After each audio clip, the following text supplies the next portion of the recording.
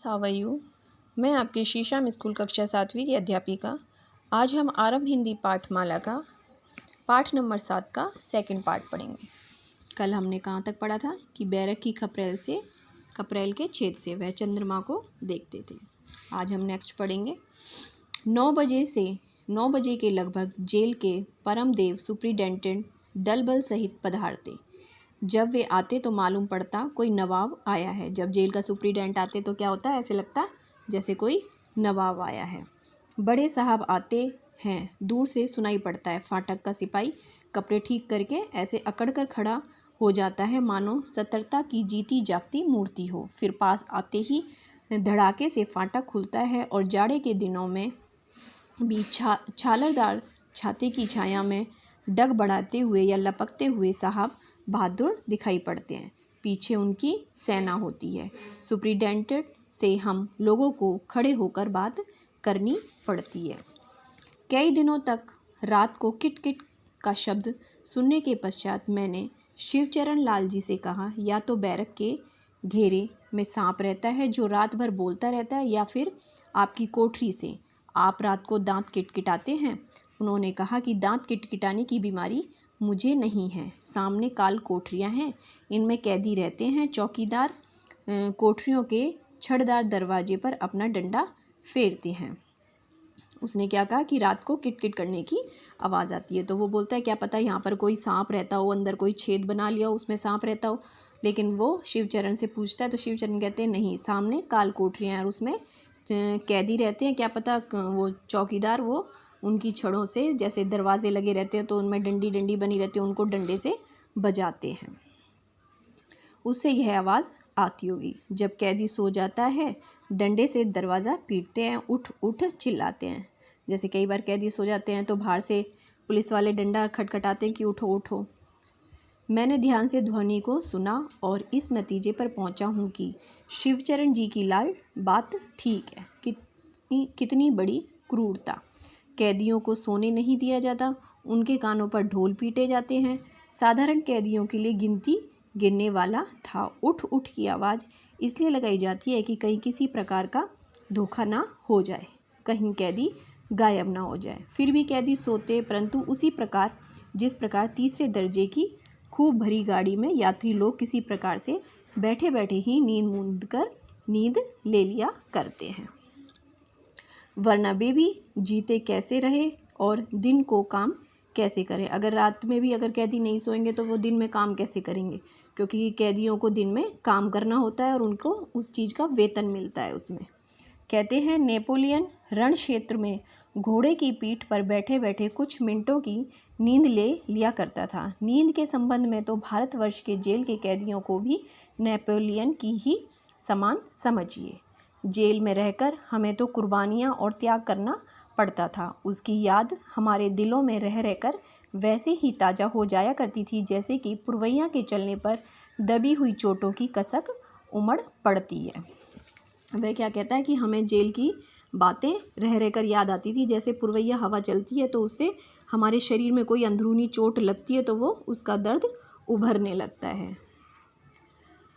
कुर्बानी, सहनशीलता और त्याग के साथ साथ जेल में रहकर धार्मिकता भी बहुत बढ़ गई थी। गीता और रामायण भी खूब पढ़ी गई। एक महाशय तो कभी कभी रामायण इतने ज़ोर से पढ़ा करते थे कि दूर होने पर भी खूब सुना जाता। हमारे मुसलमान दोस्त 5 वक्त नमाज पढ़ते थे। हमारे आर्य समाजी भाइयों ने हवन कुंड बनवा लिया था। एकादशी का व्रत रखा जाता था और किसी न किसी बैरक में संध्या को जोर से ईश्वर प्रार्थना होती थी। 5 नमाज के पश्चात अल्लाह को अकबर की आवाज़ सदा उठाई जाती है। बैरक में क्या था, हर धर्म के लोग उसमें रहते थे। मुसलमान नमाज पढ़ते थे, आर्य समाजी अपना हवन कुंड बना लिया था और जो हिंदू थे वे सुबह ईश्वर की प्रार्थना करते थे। मिस्टर क्लीमेंट्स इस पर बहुत नाराज़ हुए। जो वहाँ के वो थे बड़े अफसर, वो नाराज़ हुए। सुप्रिटेंडेंट की एक ना चली और सुप्रिटेंडेंट की एक ना चली।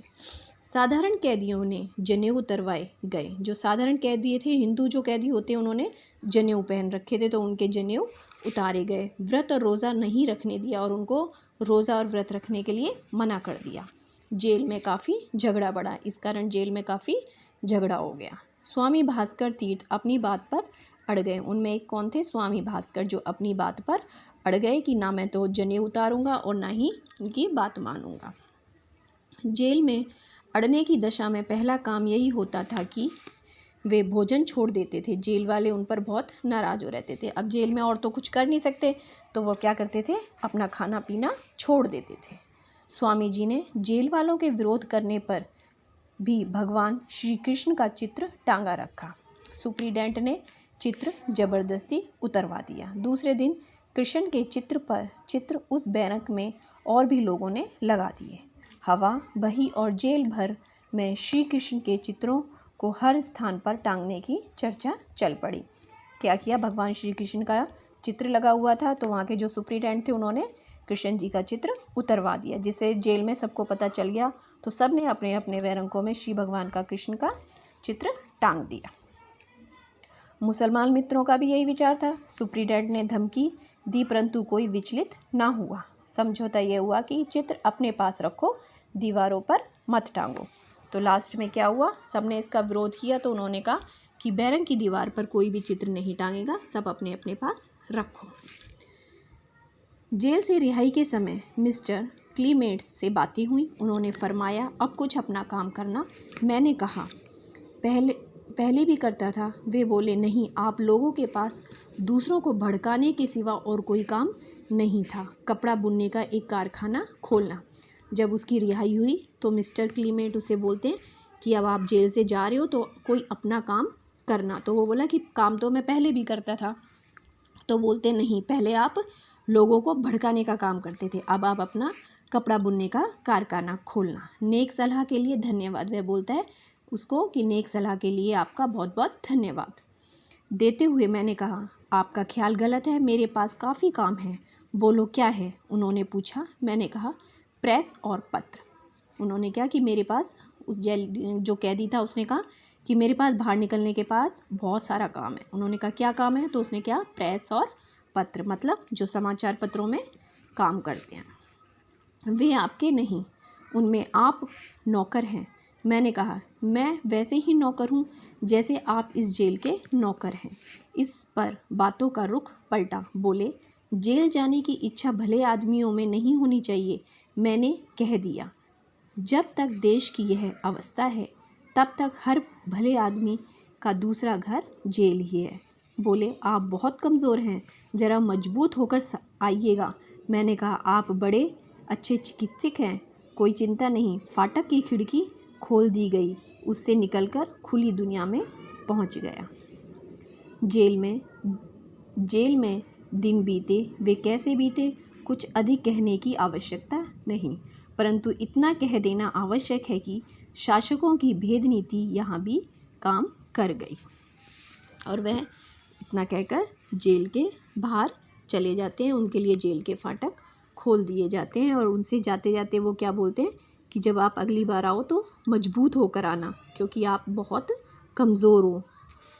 तो इसमें एक जेल के कैदी की कहानी बताई गई है। आप इसको अच्छे से पढ़िए, इसकी रीडिंग करिए और इसकी रीडिंग करके मेरे पास सेंड कीजिए। Thank you.